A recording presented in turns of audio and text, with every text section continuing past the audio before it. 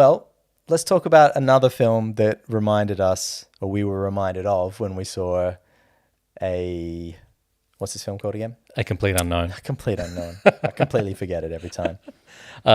Okay, I'm going to speak about another protagonist that I dearly love, and that is Elvis, the film Elvis by Baz Luhrmann. Baz Luhrmann's Elvis is a hyper-stylized, fast-cutting biopic that follows the meteoric rise and tragic fall of Elvis Presley, played by Austin Butler, as seen through the manipulative eyes of his longtime manager, Colonel Tom Parker, played by a plastic-looking Tom Hanks. The film explores Elvis's early influences from gospel and black blues music to his controversial hips-shaking fame, before diving into his struggles with identity, addiction, and financial exploitation. With dazzling musical numbers, Luhrmann's signature maximalist style, and a powerhouse performance from Butler, Elvis reimagines the King of Rock and Roll's story as both a celebration and a cautionary tale of fame. Wow. Elvis. Do you like Elvis? The movie? No, the guy. The guy? Not really. Not really. do you proact like a lot of people just see the I don't know, the merchandise version of Elvis and judge him on that, the funny suits and the Hollywood movies, and so you're one of those? I don't know. Look, I haven't done a deep dive into Elvis and his catalog, and I definitely haven't seen the movies. I haven't seen any of the movies. I feel like this film didn't even really allow me to experience that in the way that A Complete Unknown did either. Yeah, no, that's true. I still don't feel like I know anything about Elvis having watched this film, other than the arc of his story. Yeah. I think the songs that feature I kind of already knew existed. I knew of them. I've heard them over the years. So I didn't really feel like I gleaned a lot of new information. Well, this is a very, very different film. Very. Yeah. Wildly different. Very Baz Luhrmann. Yeah. Oh, yeah. I typically do not like Baz Luhrmann. Yeah. Not as a bloke. I'm sure he's nice. I don't like his style of filmmaking. Yeah. However, I thought tackling Elvis, who is such a neon kind of character and so maximalist, I thought Baz was just the man for it. And I really think he did it justice, and I just enjoyed it. It's kind of like a different type of faithfulness to the story. So the Dylan one was quite,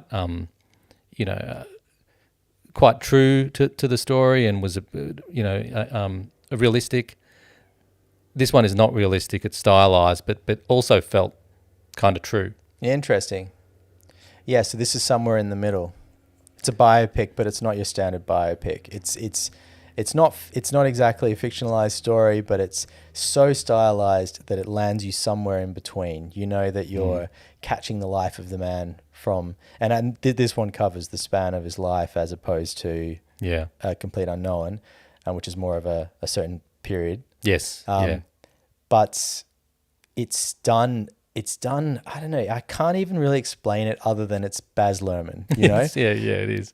It's sort of like you're catching flashes of his life in a dreamlike, surrealist way. Yeah. Kind of like it's none of it feels we're dealing in realism, and it's so bright. It's so filtered. It's so CGI'd. It's so Hollywood with a million lights. You know, like it gives you that. It gives you it's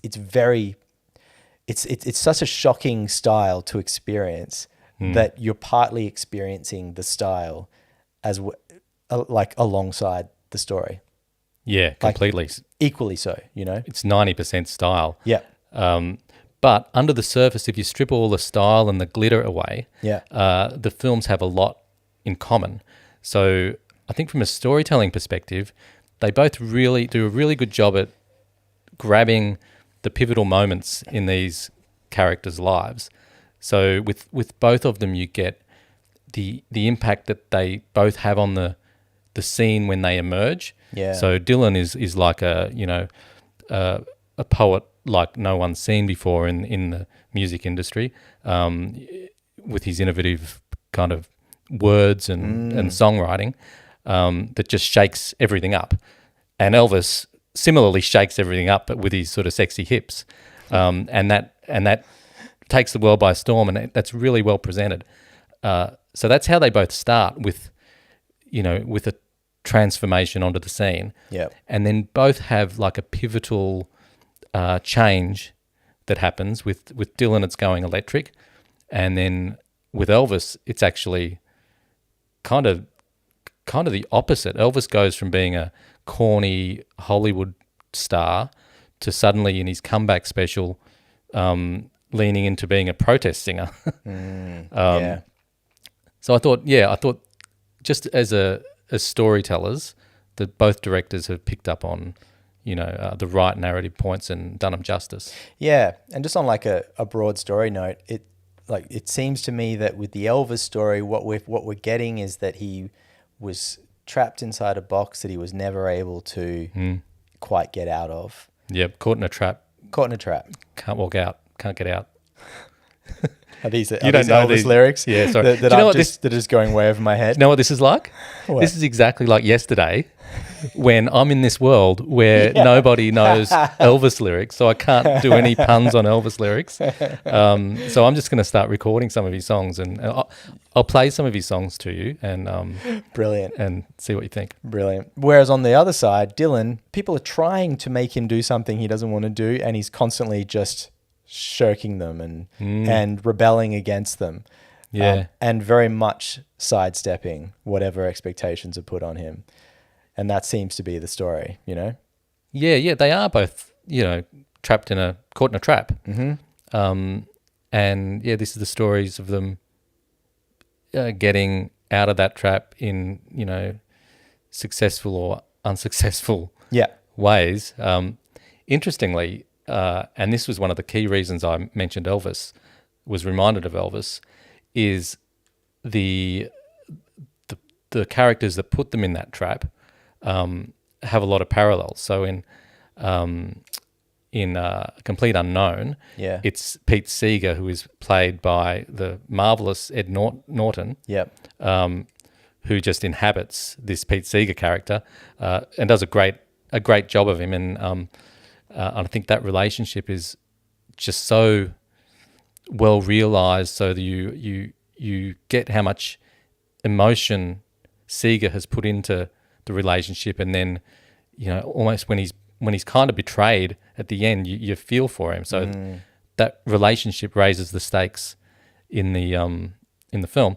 In Elvis, you've got Colonel Tom Parker, who the whole film is seen through his eyes, who's Elvis's manager, and again, he's the one trying to make Elvis more conservative, trying to hold him back. Yep. And so in both films, the main guy is pushing up against a big Hollywood actor playing some father figure who's trying to manage him.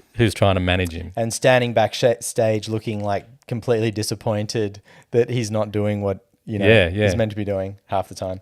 Yeah.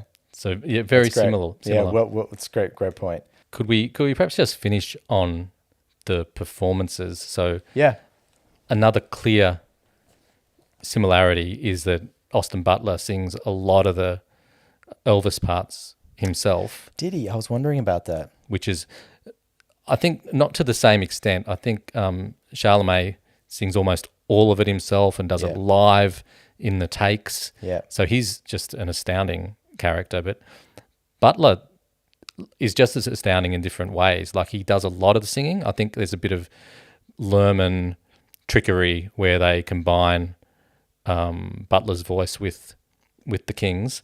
But there's the voice, but also with the Elvis one, there's just inhabiting the guy. So some of those concert performances that you see, when he's in the white jumpsuit or he's in the full leather, like, I've watched every second of those, and Butler basically recreates them to the T. Like, it's the same right down to the crease in his between his nose, whatever you call that Yeah, when you yeah. scrunch up your face. Wow. And some of the shots, the angles just look completely like Elvis, which is, for a fan, it is kind of, that's what you want to see. You want That's amazing. You want your hero back. He's a star, Butler. I mean, is.